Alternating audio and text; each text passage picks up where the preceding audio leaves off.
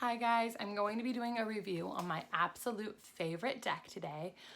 It's the Starchild Tarot. It is by Danielle Noel. This is the Akashic edition, but there's other versions as well. This just has an extra card in it, which is the Akashic Records. I'll go over that with you.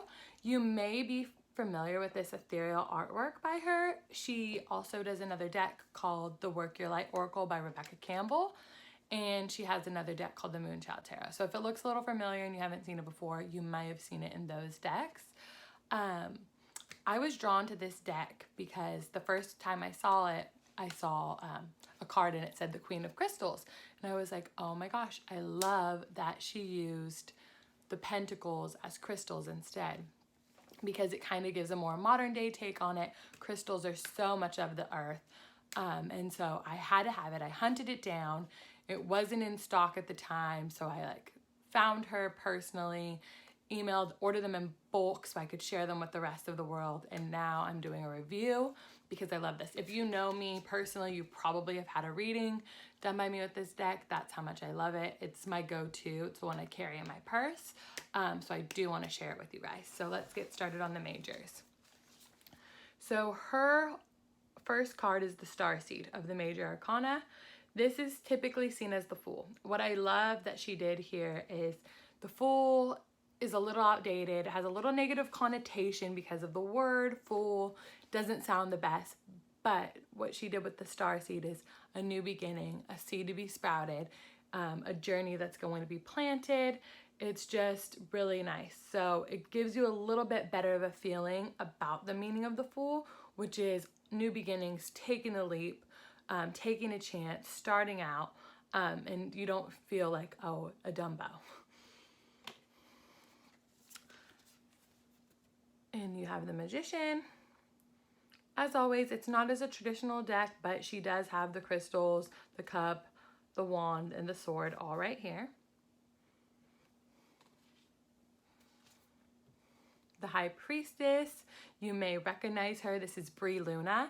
She is the Hood Witch on Instagram and Young Kundalini. So it's perfect that she was playing the High Priestess. That she's kind of the witch that brought witches into trend right now. So it's really cool to see her there. The Empress. See, it's so ethereal and so beautiful. This is her friend.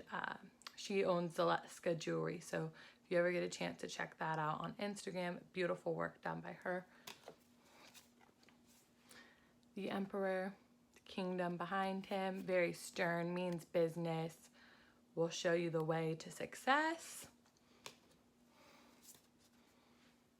The Hierophant, and it's funny because the Hierophant is normally as a guy. So I really like how the gender roles didn't really mean much in her deck as well.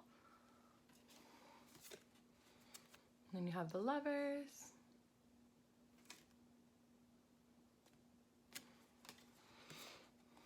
And the Chariot. So the motion, the unicorn, it's very beautiful. The detail in the background is just so pretty. Now she puts justice in a different place than traditional tarot. So this is seen typical times. The reason why they do this is because after you've gone to the Chariot, some people think that justice is a card that comes in just with life. So to balance things out, to weigh it out, that's what justice is. It's kind of representing the Libra, evening things out because with the Chariot energy, it's very second wind. It's very, you don't have a lot of breath. This is the time where you take to kind of breathe and not excess, things like that, because the Chariot was so unbalanced. So that's why people will put that there. I like it that she put it there. And then this is the Hermit in traditional tarot. She calls it Serenity. I love that because the Hermit is all about tuning in, shutting out the outside world, kind of withdrawing in a sense, but not in a negative way, just so you can hear your inner voice, get with yourself, really realize what you really want, and not have it coming from chitter chatter from the outside world. So you see the girl, she's meditating and she's kind of getting in touch with herself in the universe. The Wheel of Fortune. So this is the card of fate. Can be seen as good or bad, but you know that whatever's happening right now is happening for a reason. There's some past life behind it, things like that. And then you deal with strength. So this is that inner strength, taming your inner lion. You had some, past life soul work, karmic patterns to deal with from the wheel, and now you find that inner strength. How do you tame your lion? How do you be ferocious and loving at the same time? That's what strength is about. And here is the Hanged Man. So she calls it perspective, which I love because people get really intimidated by the Hanged Man. They'll think that it means you should hang yourself. Oh, scary. I don't know why people think that, but it really just means hang yourself upside down and take a different look at it. Step into someone else's shoes. Take a different perspective. So I love that she has two sides because there's always two sides and you just have to see it in another light. The next is, this is typically the Death card. She has done it as transformation. So what she says is she's walking into her new life because she's leaving the past behind. So she's walking into that new vortex. She's walking into that new self. The Death card I always see is death to what's no longer serving us at our highest power. So you just kind of have to let go. It's sometimes not the best thing, but you typically are already done if you pull this card. Temperance. Now that we've, done death to what's no longer serving us, the angel of temperance is coming down to know that we are protected. There's a little bit of heaven on earth, and she gives us that strength so then we can walk through oppression, or as typically seen, it's the devil. So since temperance came down and she gave you that little bit of protection, you were able to make it through oppression. And I love that she put oppression there instead of the devil, because really the devil is just fear. It's just not living your truth and not being able to speak your truth. And that's what this is all about. It's fear, anxiety. It's never really saying that the devil's after you or you're going to be possessed like some people would think. The Tower. So here you see the lightning. What happens with the Tower is that any foundations that weren't built on a strong structure are gonna now crash. So whatever lies you've been telling yourself or whatever kind of things you're living that actually don't hold anything to your actual life, they're not supposed to be there and they were built on lies and built weakly, they're gonna start to crash down. But this is just to get you back to your inner self. This is back to get you to the true speaking of things. Getting rid of all the excess junk that's clouding your mind that you think you may need. And then after the Tower crashes down, you have the Star. And this is that little breath of fresh air. This is that time where you can just breathe after you just walk through hell. Everything's crashing and burning. You get a little bit of a moment of silence. And there she is. You see her? She's calm. She's waiting. And then you have the Moon. So this is the last trial. The moon will light up your path for you any day, but sometimes when it's dark out, it seems a little scary. But you just have to trust that the path that the moon is lighting up for you is also going to distract anything that's coming your way. So it's kind of another intuitive thing. The moon is always intuitive, but it may seem scary, but you have to keep fighting. I know you just fought, but you have one last time. And then you get to the Sun. Oh, the beautiful Sun. So this card will magnify a reading in tenfold if you pull it up. If you pull this card up, know that it's success. Know that you got it. Know that you made it. I love the Sun. And then she uses, so this is typically judgment in tradition, but this is awakening here. So I love that because you just had the Sun. Now you realize why you went through everything you went through. It wasn't to hurt you. It wasn't because somebody hates you. It wasn't karma. It was all because you had to get to this point. You had to learn those lessons that you were going through, those struggles. They were there to get you here. so you would understand that it all works. When you ask for something, when you manifest, yes, the universe is getting you what you want. Even though it may not seem like it, these things have to happen that may not seem good in order for you to get it. So can you trust the universe through it and follow and understand that you're always divinely protected? That's this point. And she has used the world as the universe. So the world is typically completion of a cycle, seen as everything, but there's no end and no beginning in this universe. And so that's what she's at. She's meditating again. She understands completely because she's been awakened. I love it. And when you finally get past the universe and the world, her card that she's made is the Akashic Records. So this is basically tapping into that soul of the history of your soul. That's what the Akashic Records are. It's every lifetime you've ever been through exists here. And once you get to this point, this is when you know that, oh, I went through everything because I was healing karmic patterns. I was healing different cycles my soul has been through. I was meeting the people on the way. And so that's what this is all about.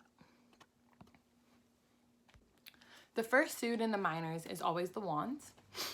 So I'm not going to go over every single card with you. I'm just going to go through a few key cards. So this is the Ace of Wands. The ace in the deck is the strongest of the suit. So wands, they're about fire, ambition, passion, like moving forward, just so progressive, fast. And so this is the strongest. So when you see this, this is a gift from the magician telling you, here is your ambition, here is your passion, go light it up. The next card would be, once you get that ambition, you get that passion, you get the 2. So this is making the decision. What is it? I know I have 2 ways I can go. Which one am I going to do? So it's kind of like the vision. Where am I going to go from here? Now, anytime you get a 2 in tarot, it's always this or that. So it's always split. It's always making a decision. So 2 of Wands would be making a decision what you're going to use that fiery wand energy for that the magician just handed you. Now I love the 3 because the 3 is you've made your decision and now you've sent it out into the universe and there she is doing it and she's trusting that it will come through. The 4 is always seen as like the wedding, like you got it. It's a celebration of what you manifested. It's now here.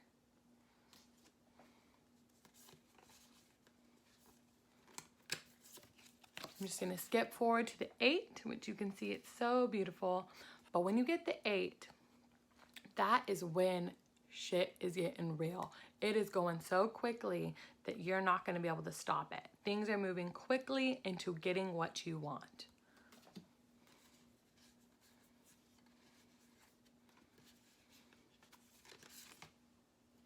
Queen of Wands next. She doesn't step off of her throne for anyone. She's not mean by any means, but she means business. She's a little bit of a hothead if you mess with her. If you mess with her kingdom, that's her, and I love this card. The next suit in the minor arcana is the Cups. Cups are water. Cups are all about emotion. Cups are all about love. That is what this is, empathy. So these cards represent that. So after you get that big ambition, that big passion, you start to realize other people around you. You start getting emotional about it.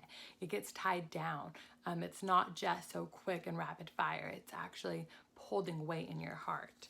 So you have the Ace of Cups here. And this is the strongest of the card. When you get this card, it means that the magician just handed you a slice of love. It's handed you a slice of emotion. It handed you some feelings. So that is the strongest card in all the decks, and it's a new beginning. That's how you can always think of the Ace. You've been handed a new beginning when it comes to love and emotions. Now, if you ever get this card when you're asking about a relationship, know that this is a very great connection, meaning that it's very equal between the two of you. Anytime you see that rainbow coming through in the tarot, you know that it's a good sign. But this is a very equal opportunity relationship. There's no gender roles, and it just feels good. What you're giving out, you're getting back. And this, if you pull this when you're asking about a new love, know that. Keep going.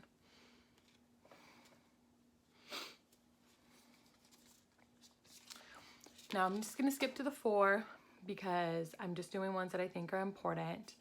The 4 of Cups is a card of complacency. It's a card of not feeling gratitude. It's a card of not seeing what's around you, and you're not even happy and missing out on things that you love.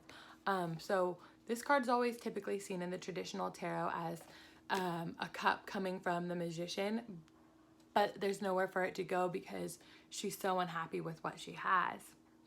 This card reminds you, look around, you have everything you need, and being grateful is going to bring you only more. The next card, I am going to do the 5, because after you were a little bit upset about the things that you didn't like around your life and the things that you were missing, you see that the cups that you didn't want, they spilt. The reminder here is that you're never gonna be, don't cry over spilled milk. Don't cry over what you lost, because it's only making its way for more. And it's also a big thing of saying, you told the universe you didn't even want it, so why are you crying over it? This is a mourning card, but it's time to open your eyes and see the 2 full cups, not the ones that have spilled, okay? The 6 is all about looking to the past, remembering who you were as a child, getting in touch with that childlike self, and remembering what you always thought of before the world showed you any differently. How did you view love at that time when you were a kid? What were your hopes and dreams? Sometimes this card can be a little tricky, meaning you need to stop living in the past and really start living right now. But I always typically see it as, don't forget how you thought love would be when you were a child. That is the way love is supposed to be, okay?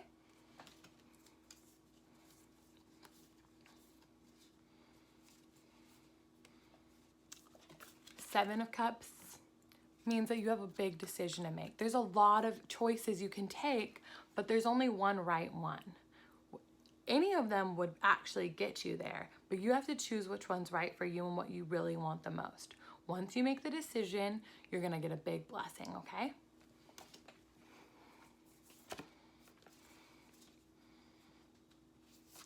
The next one of my favorites is the 10. This is when you get it. This is, you made your decision, and now you have the white picket fence, you have the dog, you have the kid, you're cheersing, you're happy, you're in love.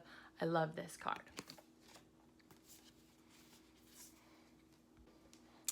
Now, I'm gonna do the swords. This is probably my worst favorite to see, but they're the most important message. One of them, this suit, it tells me a lot when I pull a sword. So like always, you have the Ace of Swords. This is the highest level of sword. This is the highest energy of it. What the swords represent is air, thoughts, fears, anxieties, communication. It's kind of similar, if you know astrology, to how air signs are, okay?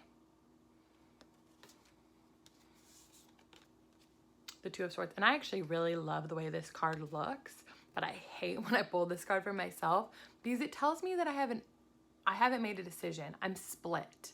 My intuition and my subconscious mind are battling with my conscious mind. They're not in agreement. And I'm not feeling connected. I'm not feeling whole. This card is letting you know you just got to choose one. You just got to let go. I always picture it as a person that's holding on to 2 cliffs. You can, bring your feet over to this side of the cliff, or you can bring your hands over to this side of the cliff. You just got to choose. If not, you're gonna feel like a schizo. And so it is a good card. It tells you that you got to dig deep. You got to get in touch with your intuition. But I really don't like personally when I pull this card.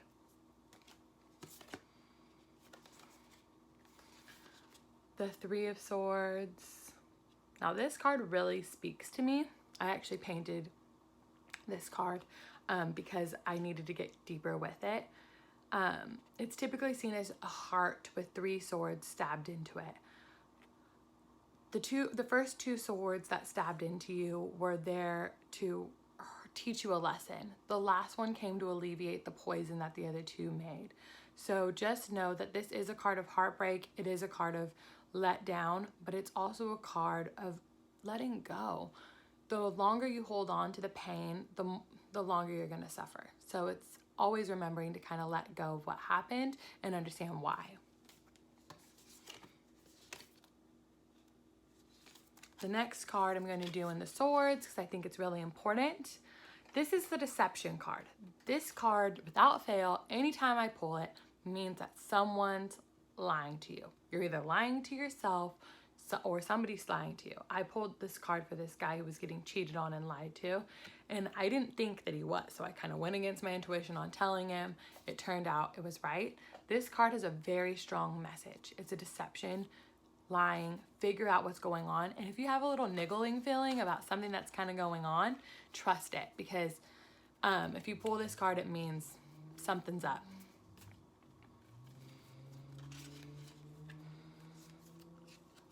The 8. Now this card used to haunt me to death because I couldn't see a way out. And that's what this card is. You know those times in your life where everything seems like it's just crappy and you don't have a way to go?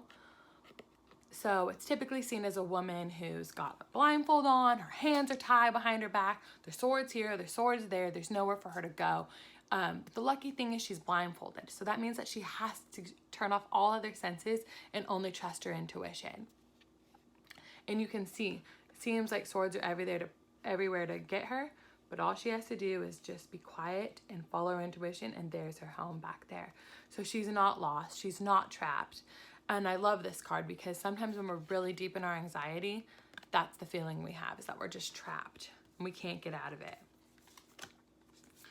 The 9 is when you're staying up all night, you can't stop thinking about it.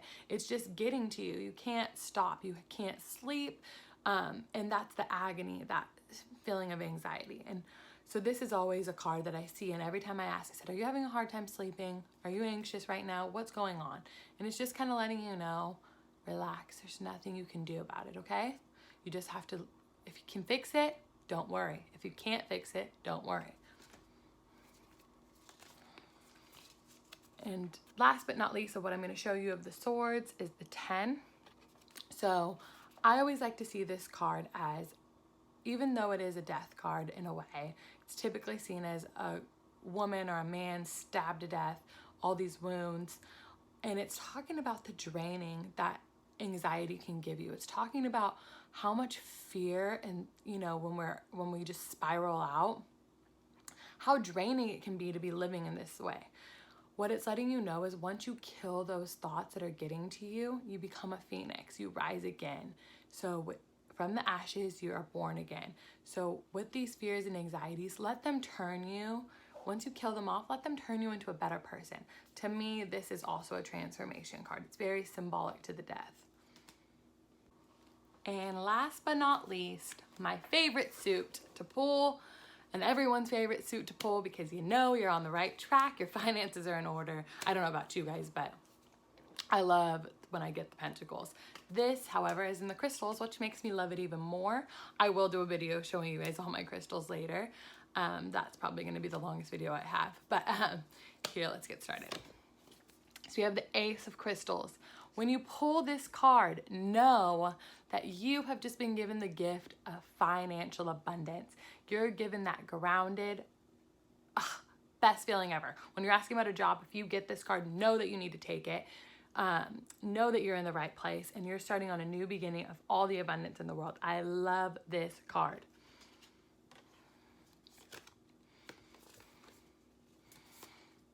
The Three of Crystals. This is the Master. This is that Leonardo da Vinci painting the Sistine Chapel, if that's even the person who painted it. But it's that, you have to be a master at your craft. That's this feeling. That's the Three of Crystals. I love that card as well. The Four of Crystals I am going to show you guys. It's not my favorite card in the world, but the reason why is because I see this card happening a lot.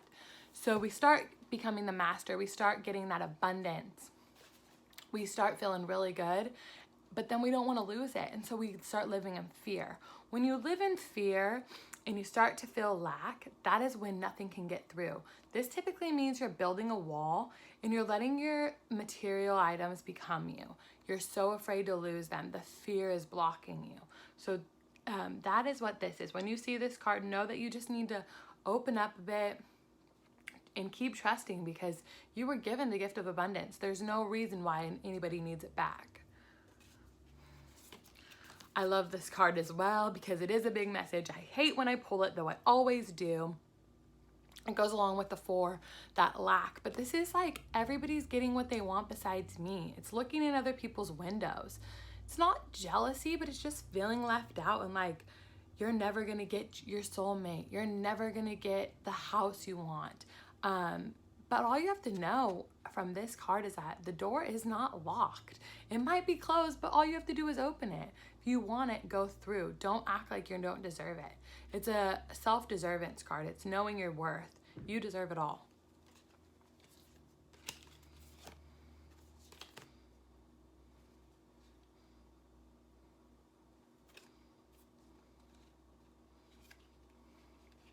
The next card I'm going to do is the Nine of Crystals. This is that Beyonce. This is like you've been working so hard. You got your Ace of Crystals. You did your self-work. And now you get to wear all the things you want to wear. You got your engagement ring. You have your new car. It's flaunting it. If you got it, flaunt it. You're not done with your work quite yet, but you can show it off. You can be proud of it. And then the 10. So I love this card. It means a lot to me when I get it. It's typically a husband and wife, a partnership. They're standing at the top of their castle overlooking at everything that they built. And this card is the master of abundance in my opinion. All right, guys, thank you so much for watching. Again, if you are interested in that deck, you can follow Starchild Tarot on Instagram or Moonchild Tarot. She does different things and her link's in the bio. I know that there's stores that sell it as well.